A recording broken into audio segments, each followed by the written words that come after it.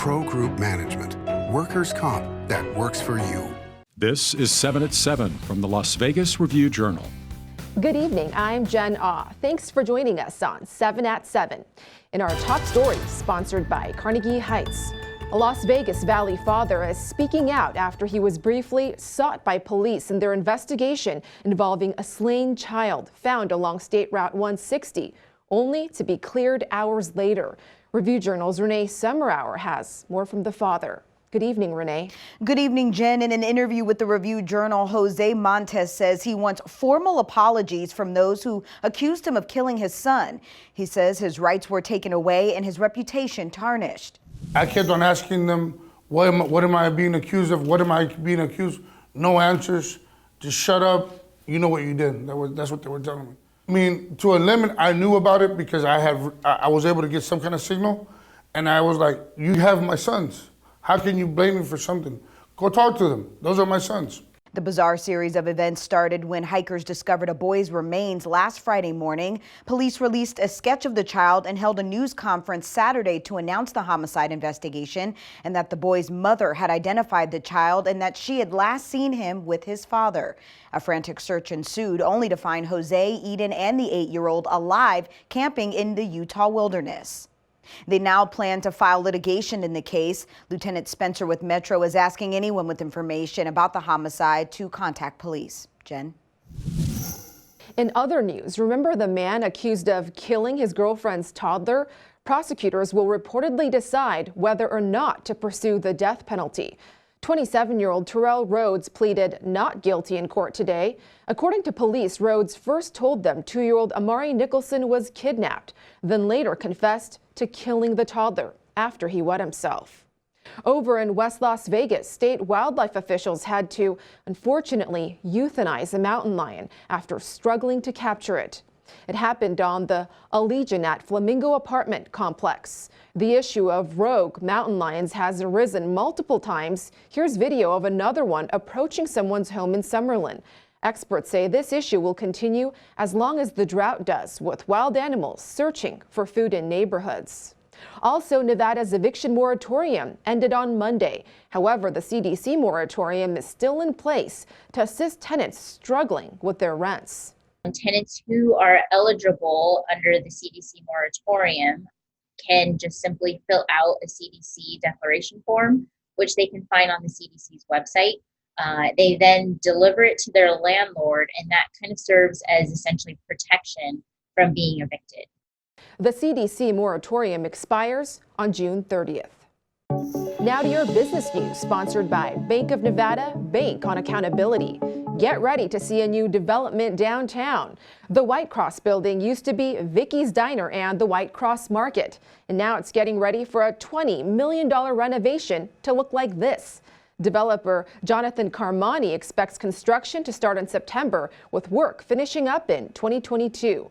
The hope is to fill it with bars, restaurants, and offices and bring some much-needed business into the area. In your lifestyle news, sponsored by Get Healthy, Clark County. As you know, Resorts World is opening on June 24th. Guess who will be DJing that night? Fittingly, the hotel heiress Paris Hilton. Miley Cyrus is also set to appear later at the IU Day Club on July 4th. Plus, a group of successful women in the local restaurant industry gathered at D'Agostino's Trattoria for a luncheon to celebrate the end of COVID measures in Clark County. The owner says, quote, "We've all learned a lot through this past year, and we all want to be creative, get our ideas together, support each other." Now to your weather, sponsored by 1 Hour Air. No matter the season, no matter the reason, 1 Hour is here for you. Boy, is it hot outside. Starting this afternoon, Clark County officials have opened up cooling stations in Las Vegas, North Las Vegas, Henderson, and at Catholic Charities downtown. 2 centers will also open in Laughlin, where temperatures could reach 112 degrees. Looking forward, we thankfully cool off tonight to the low 80s, but the heat isn't going away for long. For the second half of the week, we still have triple-digit highs with plenty of sun, so don't forget your sunscreen and water bottle, and expect stronger winds this weekend. In your health news, sponsored by 4M Dental, love your smile again. Schools around the Las Vegas Valley are setting up COVID vaccine clinics in partnership with the Southern Nevada Health District. However, vaccines aren't required for students to return to school this fall. And over at the T-Mobile Arena, the Golden Knights announced their mask policy, which is simple. Vaccinated fans don't have to mask up. Those who aren't still do. And bags, including small purses and clutches, aren't allowed inside. Here's the latest in sports. We're back at the Raiders Henderson headquarters for another week of Raiders OTAs, and we were able to hear from second-year wide receiver Henry Ruggs and what he worked on during the offseason. Yes, that's been one of my main points of emphasis, and I mean, it's just constantly just trying to eat all the time, and going hard in the weight room, and it's been paying off. If you ask me, any goals better than last year. That's the biggest thing, just improvement and improve every day, every year, and that's what I want to do. And I mean, last year is in the past. As we build on it, we're fresh start now, and we're just gonna work to make it better.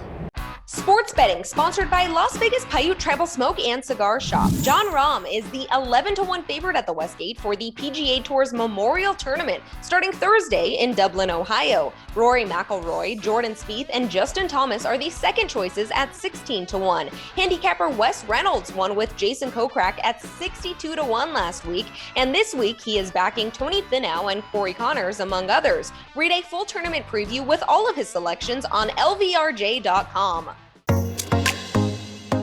In your entertainment news, sponsored by DiscoverYourNevada.com, brought to you by Travel Nevada. Fremont Street is back to rock out. Review Journal's John Katslamides gives us the deets. Fremont Street Experience's live entertainment returned with a flourish late Monday night and early Tuesday morning. Zoe Bowie, Alter Ego, and Spandex Nation, all locals' favorites, returned live entertainment to the scene at 12:01 a.m., running through 4 a.m. It was a late night, but a great night. We also learned that Downtown Rocks, the headliner series, is coming back to Fremont Street with Three Doors Down, the first announced show on Labor Day weekend. Thank you for watching 7 at 7. If you have a Roku device, just search Review Journal to download our channel.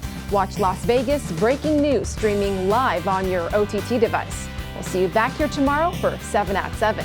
Sleep tight. Review Journal Studio, sponsored by Adam Kuttner. Get the maximum settlement as quickly as possible. This 7 at 7 update, sponsored by Pro Group Management. You're watching 7 at 7 from the Las Vegas Review Journal.